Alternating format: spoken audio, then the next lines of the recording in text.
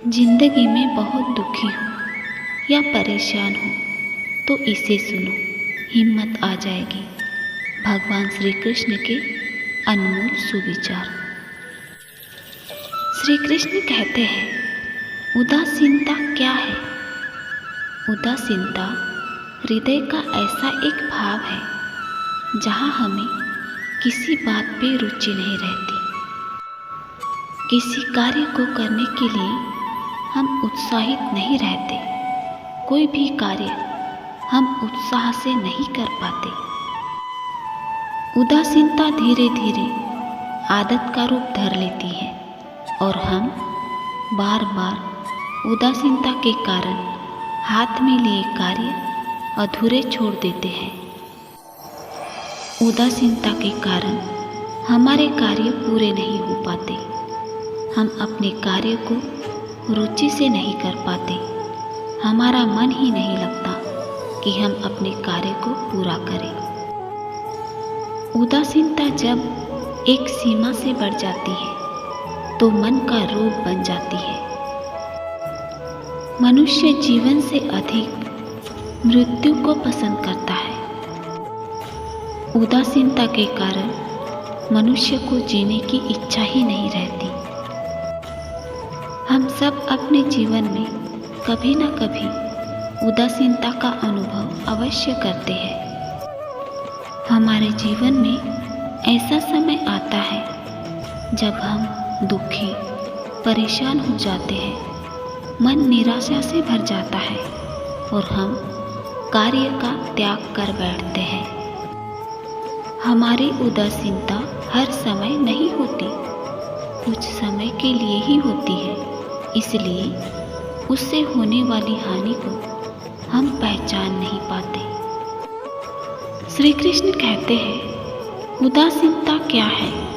इसका जन्म कहाँ से होता है? इससे छूटने का उपाय क्या है? उदासीनता वास्तव में मन की ऐसी स्थिति का नाम है जो हमें अपनी तकलीफों, अपनी कठिनाइयों का कारण बाहर दिखाई देता है। हम कहते हैं कि समाज बुरा है, नौकर या स्वामी गलत है, पति या पत्नी का बर्ताव अनुचित है, जीवन की परिस्थितियाँ प्रतिकूल है, वक्त हमारा साथ नहीं दे रहा है, वगैरह वगैरह। और जब दुख का कारण बाहर होता है तो उसको बदलने का हमारे पास कोई मार्ग नहीं होता।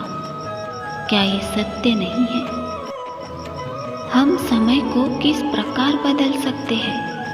परिस्थितियों में कैसे परिवर्तन ला सकते हैं? अर्थात हम स्वयं को निसहाय मान लेते हैं। वहीं से उदासीनता का जन्म होता है। क्या ये सत्य नहीं? अब प्रश्न ये है कि हमारी सारी विपदाओं का कारण बाहर है या स्वयं हमारे भीतर है?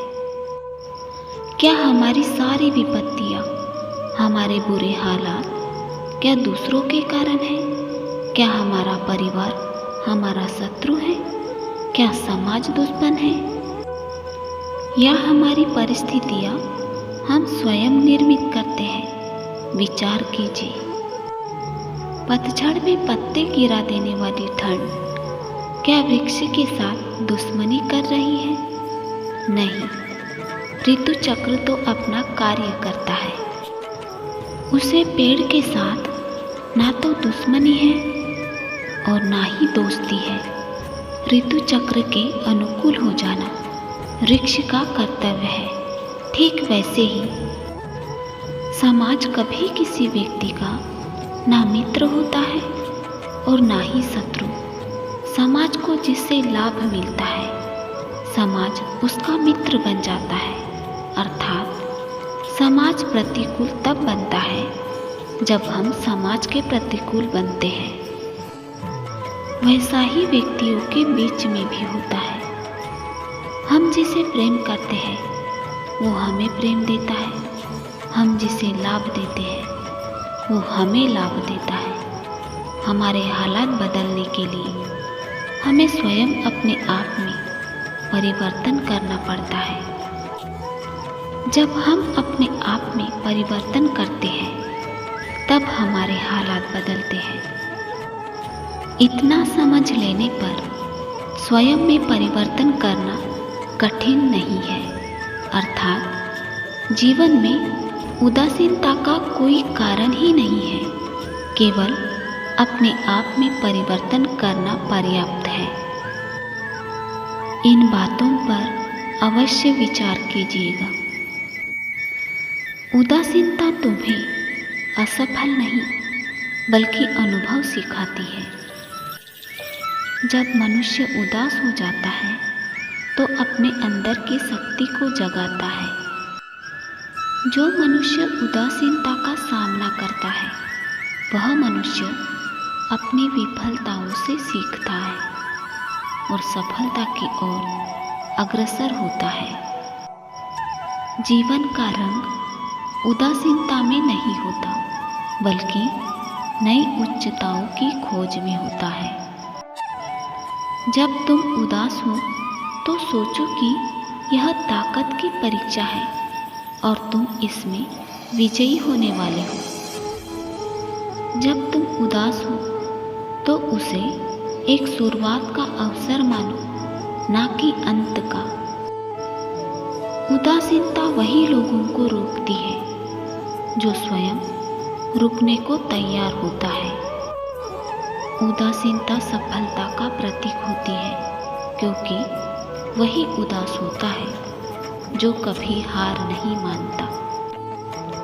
उदासीनता एक चुनौती है जो तुम्हें छलांग लगाने की प्रेरणा देती है। जब तुम उदास हो तो शक्तिशाली बनो और सबके आदर्श बनो। उदासीनता कोई दुख नहीं है, वह तुम्हें मनुष्यता के पथ पर आगे बढ़ाती है। जब तुम उदास हो तो ज्ञान को अपना साथी बनाओ और वह तुम्हें प्रेरणा देगा। उदासीनता के समय अपने स्वरूप को पहचानो और दुखी मत हो, अपने आप में परिवर्तन करो।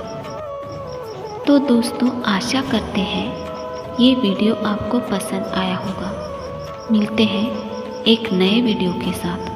अपना ख्याल रखिएगा। हंसते रहे, मुस्कुराते रहे। जय श्री राधे कृष्णा।